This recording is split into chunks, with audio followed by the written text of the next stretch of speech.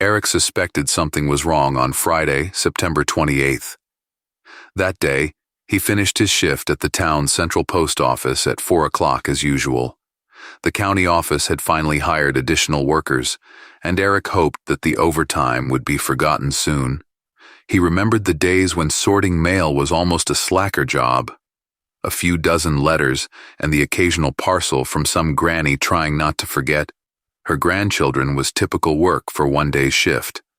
But then came the internet, which flooded all the world's post offices with mountains of meaningless junk that people began to buy just because it was suddenly literally at arm's length, or even closer, at the click of a computer mouse.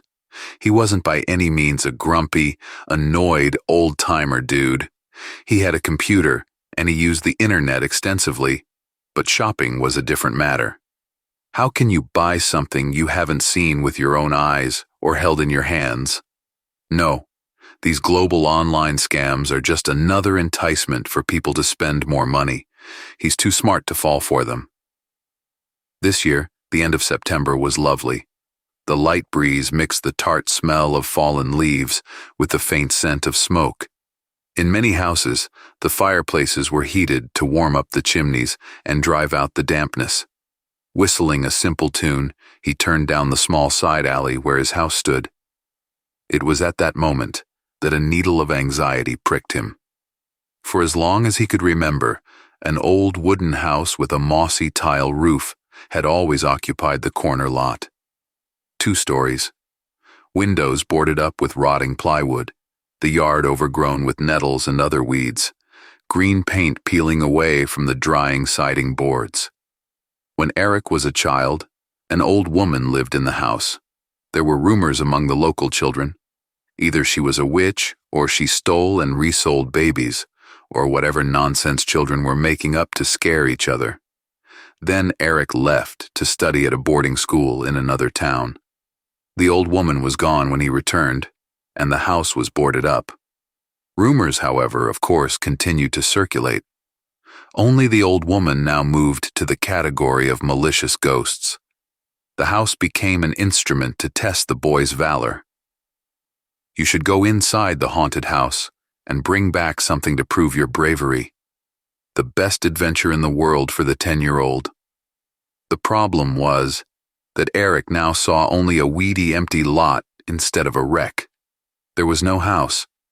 Eric stared perplexed at the lush thicket of nettles and burdock. It was hard to make out anything, but somehow he was sure there wasn't even a remnant of a foundation beneath the vegetation. The haunted house had vanished without a trace. "I told you so!" Eric almost jumped with surprise. When he came to his senses, he turned around and saw a scruffy-looking elderly man who was pointing his finger at the missing house, grinning. "Excuse me, are you talking to me?" Eric asked. The question made the smirk fly off the old man's face. He lowered his pointing hand and looked at Eric sadly. He looked at him hard, as if he were searching for something he'd known for a long time, but couldn't find. It was like looking at a childhood friend you hadn't seen in decades, trying to figure out if it was the same person or just a stranger who looked like him. "So, that's how it is," the old man said slowly. His face was gaunt, his shoulders slumped. "So, they got to you, boy. To think, after all these years. But I won't give in to them. No." He jerked suddenly and gripped Eric's sleeve tightly with a bony, wiry hand. "Now you have an opportunity, my boy. Eric, my friend, you must resist, or they'll tear this place apart." His lips quivered. Tears welled up in his eyes. Eric stared at the old man, speechless. He was so stunned by the onslaught that he did not even try to break free from the old man's grip. Finally, he gathered himself. "Who the hell are you?" he exclaimed, shaking off the old man's hand. "What do you want from me? And what are you implying? I have never met you in my life." Eric didn't know what he was expecting. a new outbreak of delirious rant or a frantic apology that he had been mistaken for someone else. But the old man just stepped back as if he had run out of strength. "I can't buy out anything more from them," he said helplessly. "I have nothing left but my most precious possessions. I have given everything I can, just to keep. Tears rolled down his cheeks, leaving wet streaks in his gray stubble. He raised his head. "They usually come on Fridays, morning and evening. You still have a chance, Eric, my boy. Try to get a good deal. If you offer them something of equal value, then maybe you'll succeed. Your father." The old man didn't finish, waved his hand, and walked away without saying anything. Eric stood for a while, watching him stride, kicking up fallen leaves. What was that? Who was this strange old man? He acted as if he'd known Eric for a very long time, but Eric was sure he'd never seen this man before. And then there were those hints about his father. Eric turned and strode back to his house, where a good dinner and a cold beer awaited him. If you start paying attention to the mutterings of every wandering lunatic who knows your name, you can go crazy. Eric had never seen his father, who had died before he was born, and as for the missing house, that could be dealt with later. The Lakers lost again, confirming Eric's prediction. Eric always thought that pairing the aging LeBron with the super-talented but super-traumatic Davis was an idiotic idea, especially since the managers couldn't find a competent team of role players to support the stars. Now, he had more proof that he was right. Eric didn't feel like watching other games, so he went to bed early. He could go to the woods tomorrow morning. He loved those early walks in the autumn forest when you're in no hurry, with no plans, just strolling through the still silence of nature, preparing for winter hibernation. As usual, he prepared the obligatory mug of strong tea before going to bed. Somebody told him it was stupid because tea was full of caffeine, but Eric didn't care. His sleep had always been rock solid. Eric ran his finger along the spines of the books in the large shelving unit. He read ebooks too, but in the cozy evening, half lying in bed and sipping tea, it must be only paper, only good old-fashioned book. His choice fell on a collection of short stories by Philip K. Dick. Read and reread, of course, but why not? It had been a year since the last time. He turned out the overhead light, leaving only the floor lamp by the chair on, but something distracted him as soon as he was absorbed in reading. Eric looked up. There it was. The bright headlights were hitting the windows again. Some car had turned onto his property and was now maneuvering up the driveway to park. Eric stood up. What the hell? As he stepped out onto the porch to get a good look at what was happening in front of his house, his fingers loosened, and the baseball bat he'd brought with him just in case fell to the wooden planks of the deck. In the very middle of the lawn in front of his house was a large truck.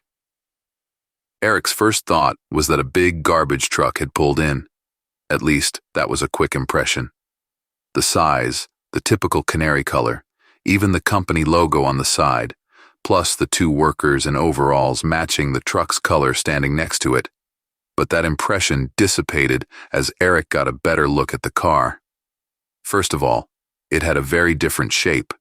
It looked more like some sort of flying vehicle from a sci-fi movie or a computer game, oblong, massive, and at the same time, streamlined, like a piece of cheese with carefully polished edges and corners. Plus, it didn't seem to have a cockpit, and a third person was sitting in the back on the outside seat, looking at the big screen right in front of him, probably the driver, Eric decided. But most importantly, the car had no wheels. The massive device, the size of the frighteningly large garbage trucks he'd seen while being at boarding school in Torrington, just hovered over his lawn and the flagstone driveway. emitting a low hum that had nothing to do with the familiar roar of a powerful diesel engine. The sneaky memory immediately gave him a hint. They come on Friday nights. They really came. Oh, yeah. But who the hell are they? Eric couldn't believe there was any sense in the ramblings of a crazy old man. Nevertheless, here it is. Some completely unimaginable they are standing in front of his house. A driver in a blue robe is toggling switches on his control deck, and two men in yellow jumpsuits are looking at something on an electronic tablet that illuminates their faces with a bluish glow. "Hey, you!" His mouth was unexpectedly dry, and instead of a threatening shout, Eric made a hoarse squawk. He coughed. "You there! In the yellow! I'm talking to you!" He picked up the bat and strode determinedly toward the workers.